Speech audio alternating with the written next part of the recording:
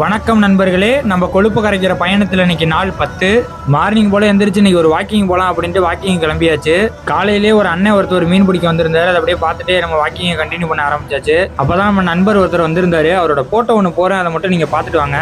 நண்பன் daily walking plus diet இதை மட்டும் கரெக்டாக ஃபாலோ பண்ணியே 110 கிலோலேருந்து இப்போ 85 கிலோவுக்கு கம்மி பண்ணியிருக்காப்புல. நண்பா வாழ்த்துக்கள், இதை மட்டும் விட்டுறாத, ரெகுலராக கண்டினியூ பண்ணு அப்படின்னு சொல்லிட்டு நம்மளோட சிக்கன் கடைக்கு கிளம்பியாச்சு. இன்னும் 20 நாளில் நான் எந்த அளவுக்கு வெயிட் லாஸ் பண்ணியிருக்கேன், அது பேட்டை எந்த அளவுக்கு குறைச்சிருக்கேன் அப்படிங்கறத தெரிஞ்சுக்கணும் அப்படின்னா ஒரு ஃபாலோ பண்ணி வச்சுக்கோங்க. இன்னைக்கு நமக்கு ஜிம்ல ஜஸ்ட் மசிலுக்கு ஒரு 4 வேரியேஷன் பண்ணேன். பிளாட் டம்பிள் பிரஸையும் பெக்ஃப்ளை மிஷின் இது ரெண்டையும் அப்படியே சூப்பர் செட் மாதிரி ட்ரை பண்ணி பார்த்தேன், நல்லா இருந்துச்சு.